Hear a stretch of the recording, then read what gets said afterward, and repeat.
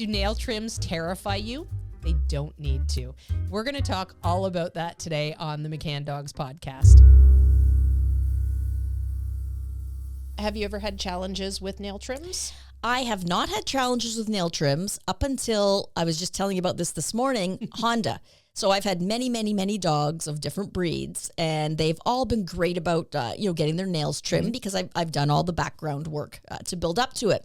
However, Honda has had a bad experience with his toenails. A couple of years ago, he slipped on our stairs and fell down them and managed to break a toe and also have his nail pulled out of the nail bed. Oh, geez. And it was dangling by a little thread, and there was blood everywhere. And I knew I couldn't leave the nail dangling, so I reached in and I pulled it off. Honda squealed. There was more blood. The toe ended up being broken. So now Honda... Broken from the fall, not Yes, from the fall. Yeah, from the fall. Just to clarify that. And, Honda would have been 12 at that point, so he was already an older dog. And now he is very nervous about getting his toenails. And I can understand why. And he's a softer dog to begin with. So I've had to do a lot of work in building his confidence back up. I bet. And just going back to what I would do with an 8-week-old puppy. To get him back in the swing of it. Yeah. So my very first dog, Quincy Rottweiler, big, thick black nails, right? So you really needed to put enough pressure on there to get through the nail. You needed to have really sharp scissors, etc. And initially, of course, I didn't know enough. So she got into the habit of doing this little jerking thing with her paw. So I was constantly stressed. Every time I did her toenails, I would be so worried that I was going to get halfway through the clip and then she was going to jerk it and it was going to cause her pain and discomfort. And, I lived with that for a while because I didn't really know that there was a solution to it. And then, of course, as I continued learning about dogs, this was my first dog and my first experience with all of these things. So as I continued learning, I thought, oh, you know what? I can go back to my conditioning work. I can solve this problem. Right. But even as I solved the problem, and I did for the most part, it still would rear its ugly head every once in a while because this was well rehearsed for her for the first half of her life. And then I thought, then I learned better, right? Oh, you know what? I can maybe work through this and I can do better things. So she had already rehearsed it quite a bit. So it ended up being a habit that she would return to every once in a while. Anytime there was a little bit more stress, for example, or anything like that, she would revert to that jerking away. Right. So that was, I don't want to say traumatizing for me because that seems like a little bit too dramatic of a description, but it is one of those things that stayed with me. Right, yes. So when I think about trimming nails and I think about starting with a new puppy, I'm always working on overriding that little bit of anxiety that starts in my gut with my intellect and knowing that now I have this puppy and I'm going to do just as much work as I've done with all of my other puppies after Quincy the Rottweiler to make sure that I didn't have to live through that same situation. Right. So it is definitely something that it can be a challenge because there's the multifaceted challenge, right? The dog doesn't necessarily love it. They can be worried about it. The handler is learning how to condition things and how to address, but they might be early in their dog training career, sort of like I was. So you make lots of mistakes. And then, of course, those mistakes compound and you get really, really anxious about it. And, of course, anytime we ever come across the idea of hurting our dogs, making them bleed, anything like that. I mean, that's just such a horrible feeling, right? So we're really anxious about that and about causing them pain and causing them distress, which means that a lot of the times we avoid, right? So a lot of people that come in for help with conditioning things have avoided that particular thing for a long time. So like you did with Honda, going right back to that 8-week mark and starting right from scratch again. That's the process I kind of want to talk about today because I think it is such an important thing to work on with our puppies. Right. But and I think we should maybe tell people why is it important to have nails? To have that are not licorice. To have short to have short Absolutely. nails on our dog. Please do. That's a really important point. It's very important to your dog's foot health and their joint health overall, that their paws sit in the proper position. Yes. If on the floor and when they walk, if the nails get too long, now their toes start to curl. Their feet aren't sitting properly, and it can lead to painful feet, arthritis, different things are affected. The dog's gait is affected. So we want our dogs to be able to walk properly and to have short nails. So that's why we need to trim them. Yeah, foot health is so important. And to sort of put this in perspective, if you think about our own foot health, if we have heel pain or plantar fasciitis or any sort of, joints, whatever, that goes through your whole body. It does, a lot of the times foot pain can be the biggest cause of back pain, Right. et cetera. Like all of these things are interconnected. And it's the same with our dogs. Right. And it can actually alter their structure over time as well. Yes, definitely. So yeah, very important that we spend a lot of time. And how often do you do Honda's nails? I try to, in a perfect world, I would trim them every week. It's probably more 2 weeks. Life gets in the way or I forget. But in a perfect world, I would do them weekly. I would trim them and just take a tiny bit off every week. That way I don't have to take off any big chunks. Yeah, I agree completely. And actually, I've gone through, to preface this, if you have dogs that have long nails, then you can cut up to what's called the quick, which is the blood vessel in the nail. And as you reach that quick, it will start to recede.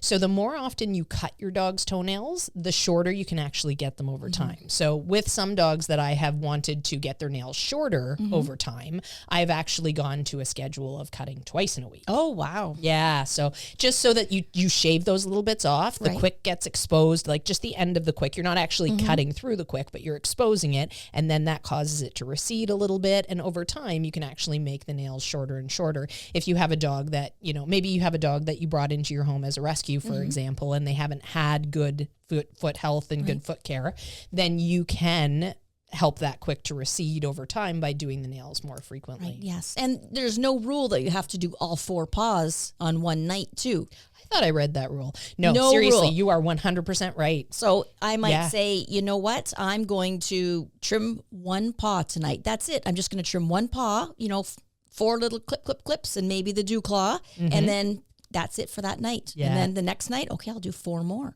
So you don't have to have a big, long, drawn-out toenail clipping session. You can just keep it short and sweet. That way there's less stress on you and less stress on the dog. Yeah. Let's talk about this process a little bit, because when I have a puppy in the house now, and this is again from the reaction from Quincy, the Rottweiler, my first dog, and wanting to make sure that I do right by the remaining dogs in my life, I actually do nail work with my puppies every single day, without fail.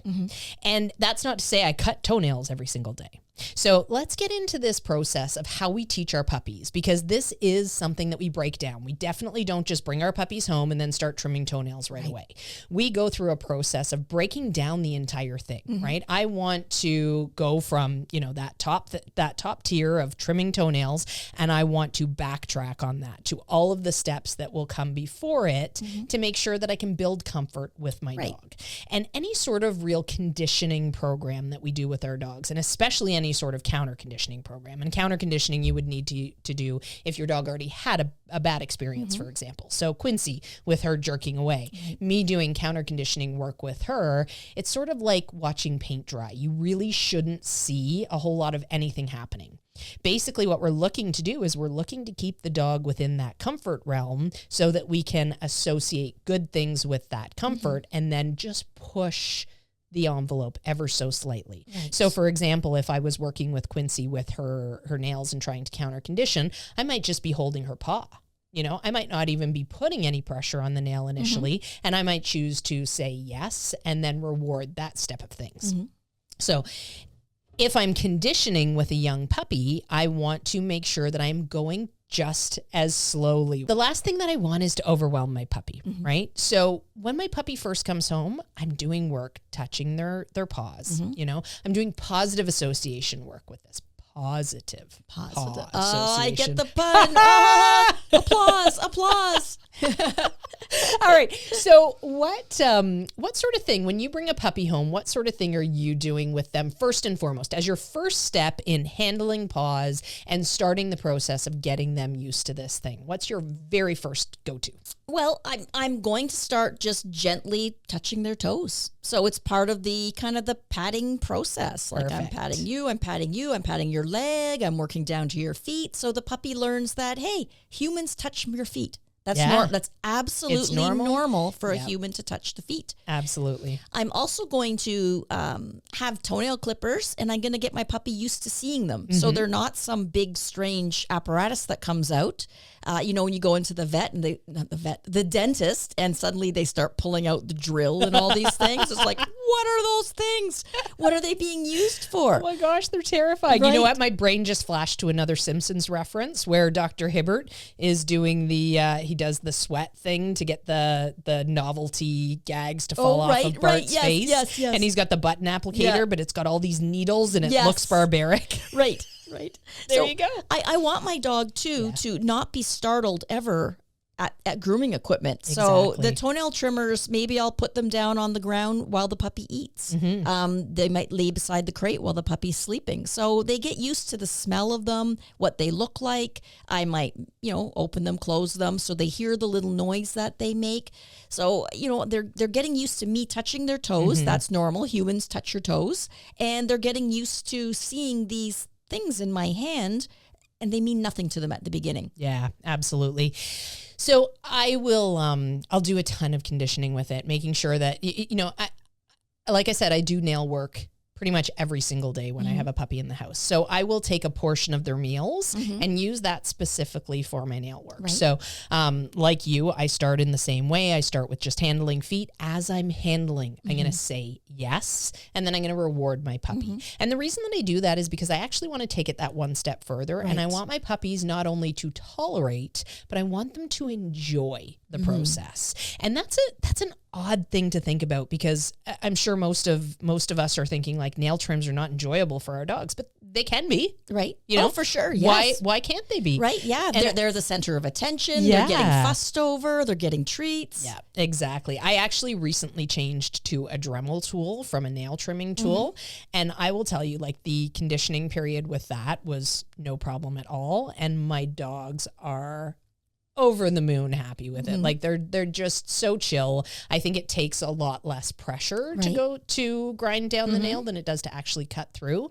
And I wish I had not been so stubborn about it for all the years that I have been, because there's a smell to it that I had a hard time getting over. Right. And I've found other people that agree that it smells like burning hair.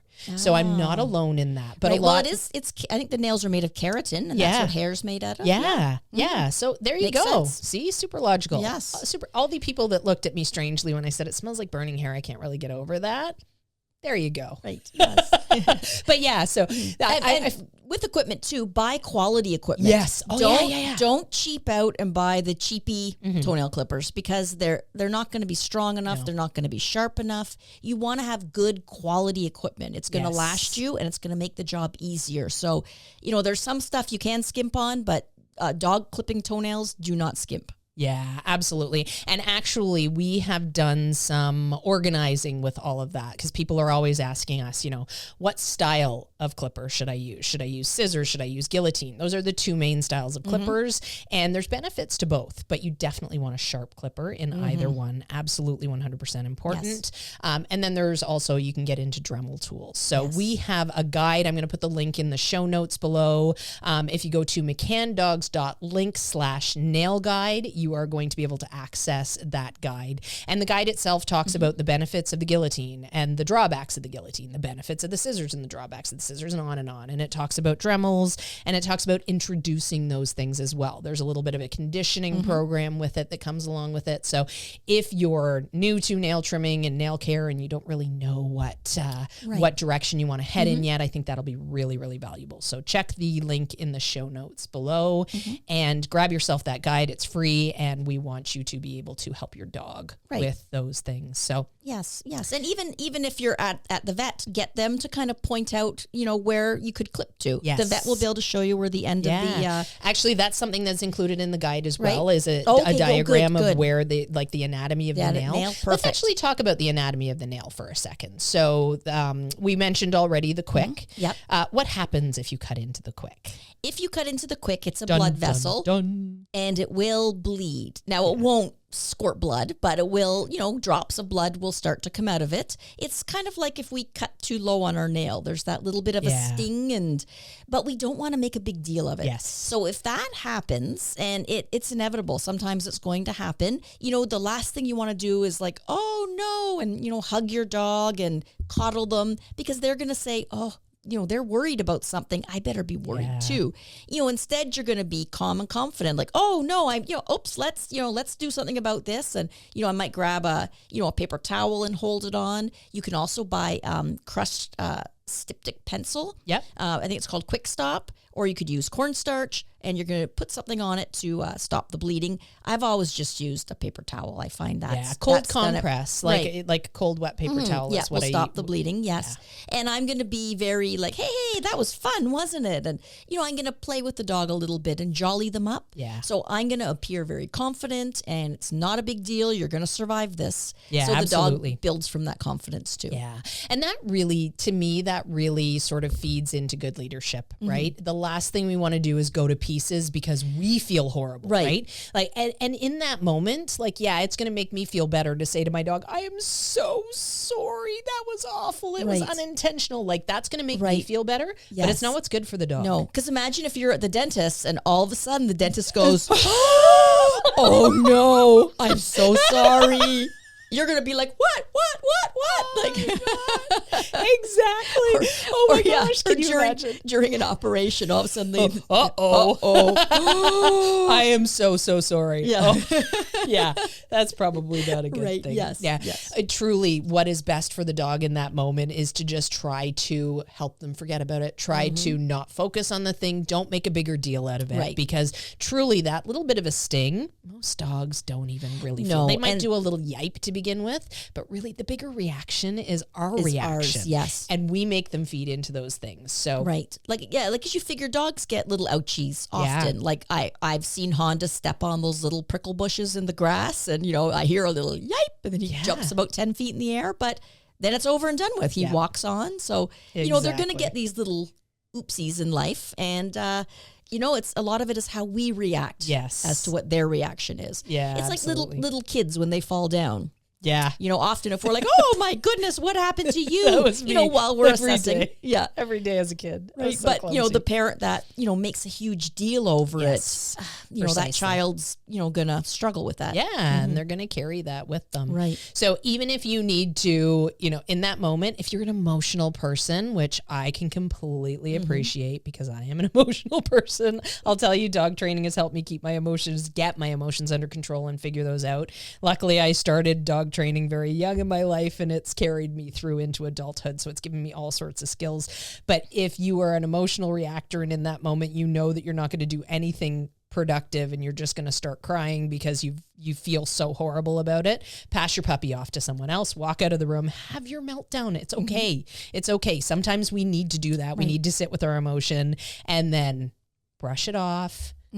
Go back. Right. Yes. Deal with the dog. Normally we just nick it. Yeah. Now there are exceptions. If you ever look at a guillotine pair of clippers, they can be held backwards, and they actually move backwards. Yeah. And then you could get right into the main part of the nail. That would bleed much more. Yeah, so if you've decided to use a guillotine, make sure you do, you are looking at them and noticing how they move. Yes. So you don't take off way too much nail. Yes. A good rule of thumb, if you have a guillotine style of clippers, the non-moving edge should be the one in your palm, because then the guillotine is going to go straight upwards versus putting the moving edge in your palm. Now, as you move your hand, the head of the guillotine itself moves. Backwards, so you want the non-moving edge in your palm. The part with the hinge should be with your fingers. So another little safety on the scissor types that you buy, some of them have a little safety latch that you can pop down so the nail can't go too far through.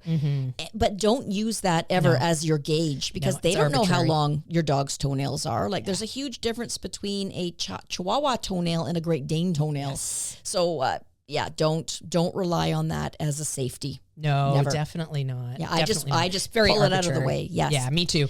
And I'm left-handed, and I find I have to use them in my right hand, the scissors, nail trimmers. Okay. I should probably look to see if there is left-handed ones. There probably are. But yeah, because anyone left-handed out there knows that it's impossible to cut paper with the scissors in your left hand. And it's funny, you put them in the right and it starts clipping. Same with nail trimmers. I find them very difficult to use in my left. That is so funny. It is weird. I'm right-handed. I can't do anything with my left hand. Right-handed people. I really don't understand the perils of the lefty. Right. Yes. So I'll either hold them upside down or I'll put them in my other hand. So it's. And other tips. I have good tips. Awesome. Yeah. As I've gotten older, for some reason, my eyesite isn't that great up close anymore. I have a good story about that. Don't know what it is. So I have bought like the cheap cheater glasses. And also I discovered my son used to do outdoor adventure running, and it was like orienteering, and they did it often at night. And so they'd be pitch black in these forests with their compass trying to find different points. And so they'd wear these big headlamps, or they'd have toques with lamps in them. If you put one of those, it makes this great big bright light. If you put on your cheater glasses, it magnifies the nails. Oh, that's awesome. It makes your toenail cutting so much easier. So bright light and cheater glasses go a long way. Yes. And I'm so young. I'm only 25 to have all these problems. I know. What is going on? What's going to happen when I'm 56? Who knows? Here's a funny story. So I actually went to the eye doctor because I was starting to notice I was starting to notice a lot of the floaties in your eyes. So I wanted to check that out and just make sure everything was normal, which it turns out that it is. Mm-hmm. It's just part of life. Mm-hmm. Anyways, so we were talking, and she was talking about my close-up vision, and I said to her, I'm starting to notice when I trim toenails that my close-up vision is failing. Did she think the look that she gave me, and I was like, what? And then I realized I'm not with my people. I'm with a random person who may or may not have a dog. I burst out laughing, and I said, I meant dog toenails, but I just kind of forgot that I wasn't with my regular people right now. Like, if I had said that to you, I wouldn't even think about human toenails. Exactly. But the look I got and the silence in the room, I was like, what did I just say that was so weird? Oh, I get it. That's funny. Oh my goodness. So yeah, that was funny. I had a good laugh at You've never cut my toenails, so I would have right away known it was dog toenails. Get my foot pretty close to my face. I'm quite flexible in that direction. So you need licorice toenails then. My sister and I used to constantly, as kids, this is probably way too much information, but we used to joke about biting our own toenails off when we would do it. Yeah, as kids. Funny. I have not done that in my adult state, but it's not out of the realm of possibility. No, especially when we get the licorice ones in our genetics. Oh, if my human toenails grow as licorice. That's a good way to make sure that I always have a snack. I think we're veering maybe into some gross territory now. This is very bizarre. Yes, very, very bizarre. Yes.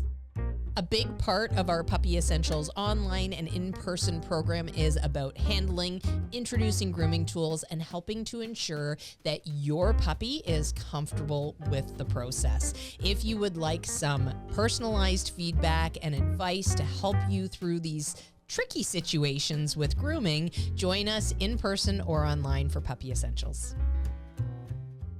One fallacy about toenails is, just take them for a walk. The cement will wear them down. You know what? That is a really, really good thing to talk about. Let's talk about that, because there's not.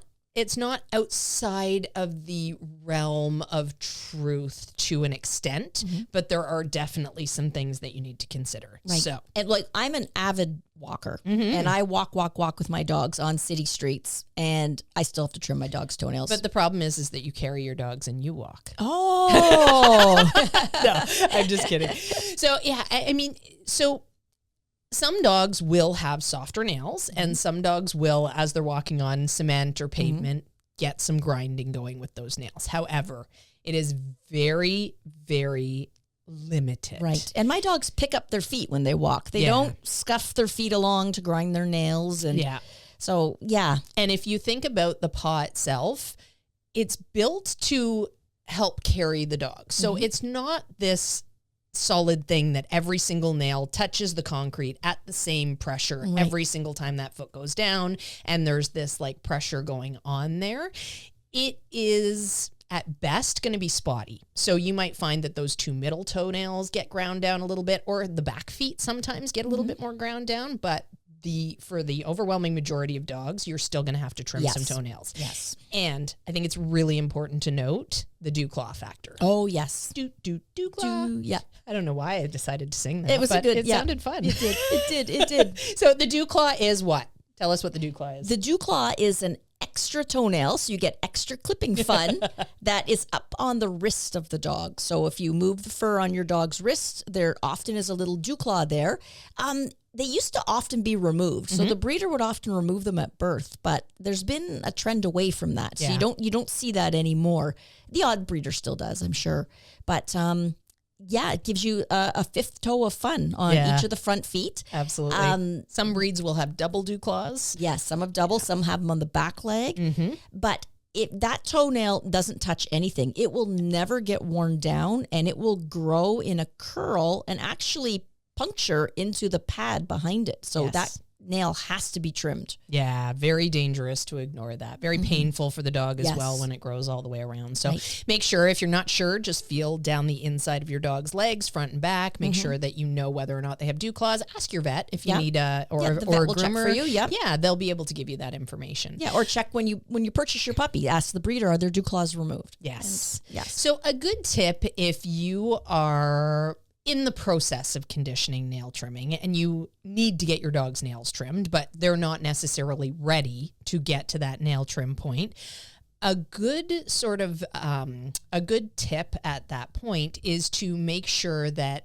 they're not having a bad association with it. Right. So I would, if I was in that position, rather than just trying to, okay, you know what, I need to get their nails trimmed, so I'm going to just get it done, I would actually go into my vet clinic and I would have the vet techs take care of that, because they have all the tricks, right? They know all the tricks to distract the puppy while they're doing toenails. And if something does go a little bit awry where your puppy goes, oh, I'm not sure I like this, at least it's not being associated with you and your nail work, and you can continue the conditioning process and help them over that a little bit easier. So again, the conditioning process being first touching paws, then sort of putting pressure, separating out the toes. Then what's the next step that you do with your grooming tools? So we talked about having that nail trimmer and putting it down on the ground so the puppy can think about all their senses, right? We want them to experience this thing with all their senses, so there's nothing alarming about it. So they can see it and they're comfortable with it. They can smell it and they're comfortable with it. They can hear it as you make that noise and they're comfortable with it.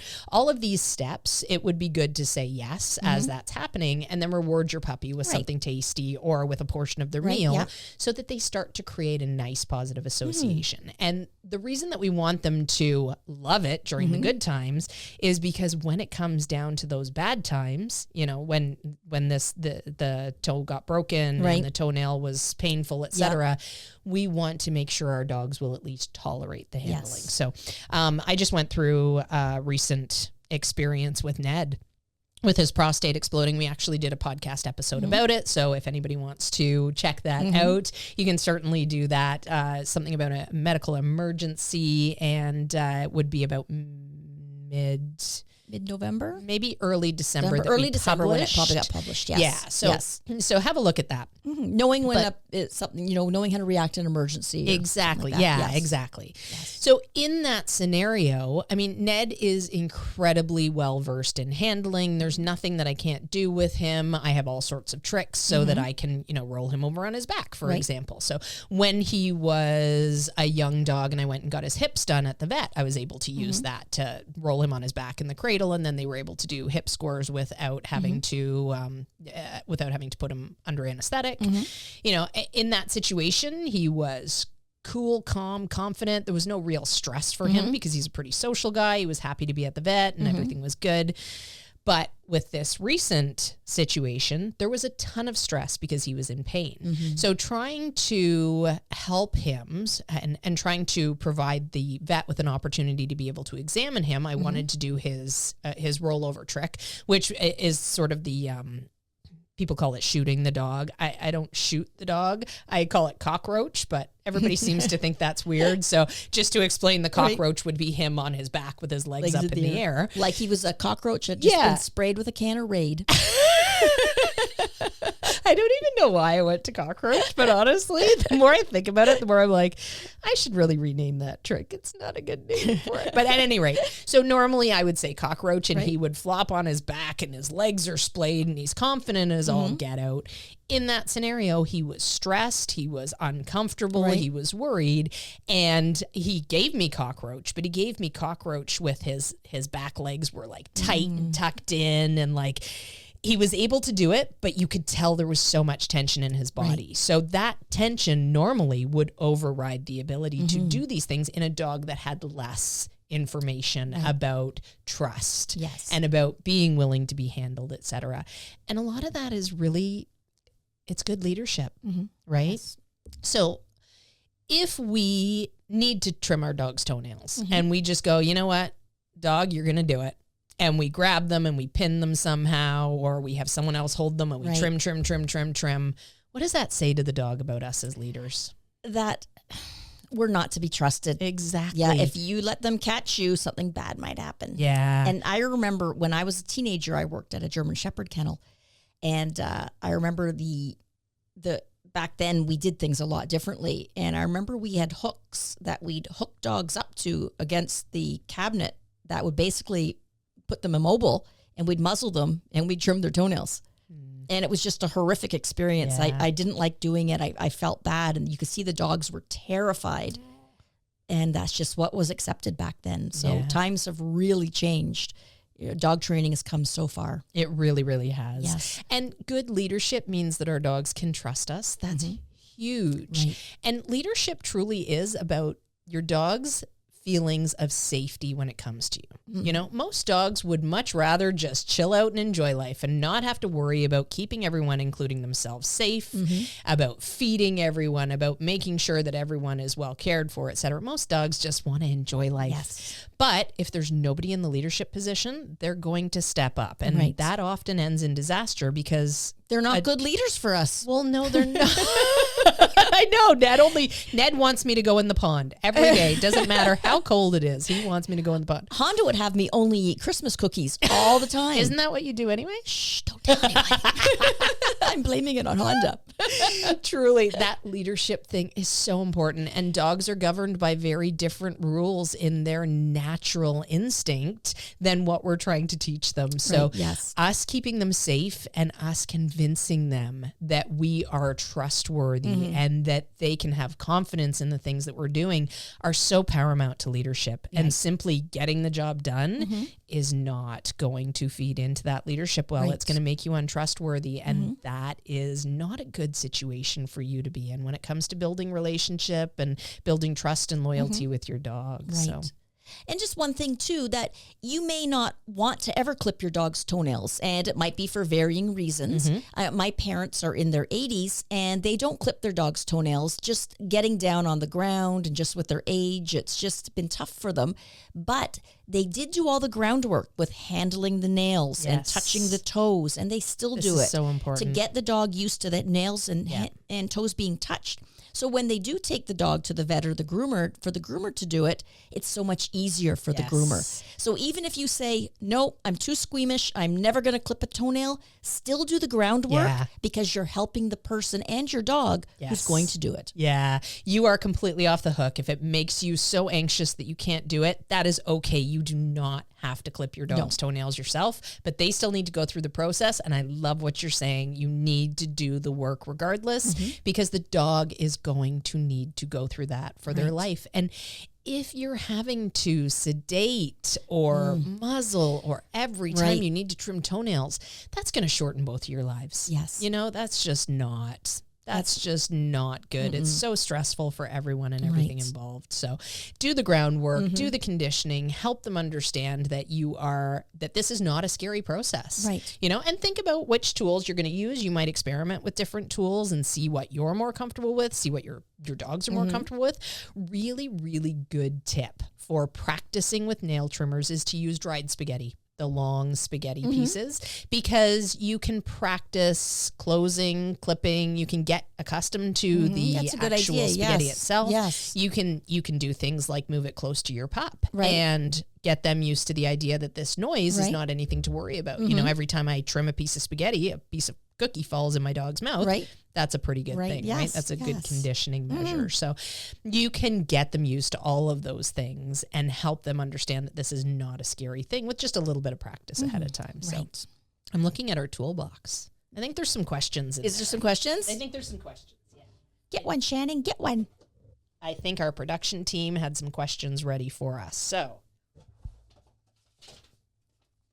That looks like a long one. Oh, no, it's just cut well. Oh, oh, actually, we already talked about this. So we walk our dog 4 miles a day and only have to trim a bit once a month.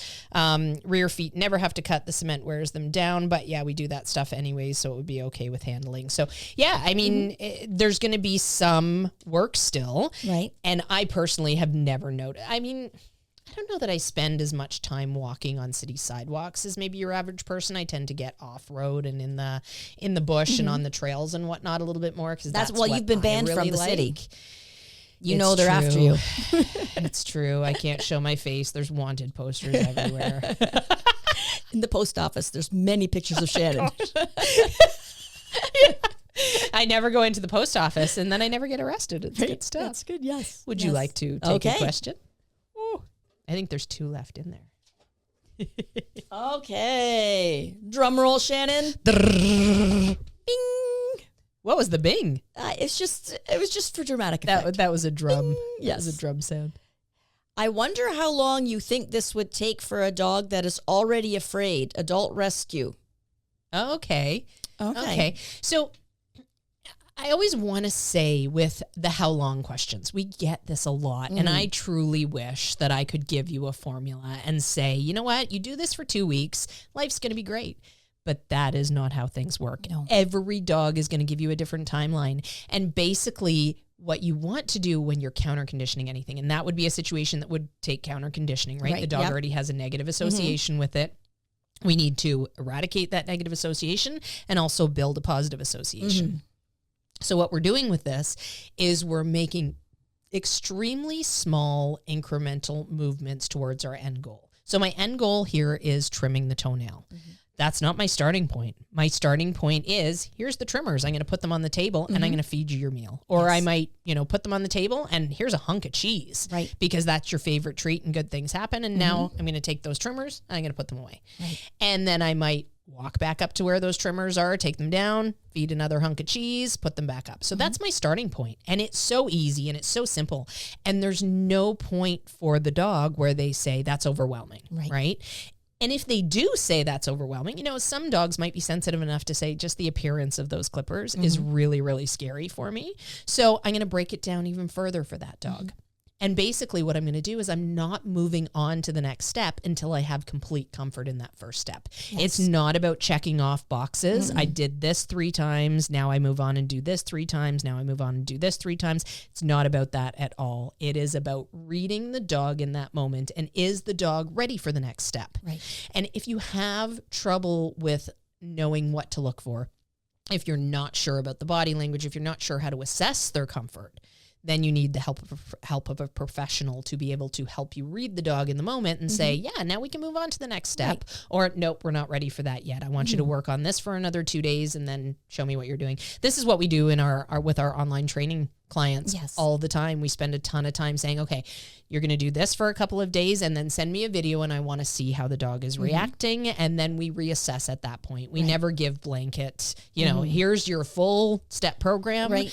Have at it, because that's not how dogs work either. And if we overwhelm them, we're actually shooting ourselves in the foot. We're making it harder for them in the long run, and it's really not going to serve us well. So Oh, I thought you had something to say there. No, I was just agreeing. It was just a natural breath.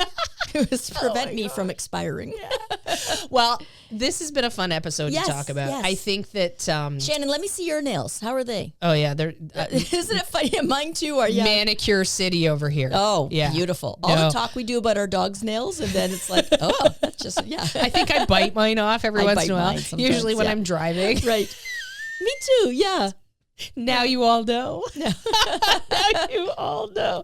Beats picking my nose, though. Yes. I don't usually pick my nose while I'm driving. No, so that's a good thing. Right. Well, that's, yeah. You need your full attention. Hands on the wheel, Shannon. Hands on the wheel. Nail biting only. All right. Well, again, I want to draw attention to mccandogs.link/nail guide, because that is really going to help a lot of you out if you're uncertain about this process and how to approach it. It is a fabulous guide to get you started, a really good overview of all sorts of different things. So check that out, and hopefully it helps with your nail trims. And aside from that, Happy nail trimming. Yeah, happy nail trimming, everybody. I'm Instructor Shannon. Instructor Swanny. Happy training. Bye-bye. The McCann Dogs Podcast is brought to you by McCann Professional Dog Trainers. We help dog owners to have a well-behaved, four-legged family member. Please give us a call at 905-659-1888 or visit us at mccanndogs.com. Happy training!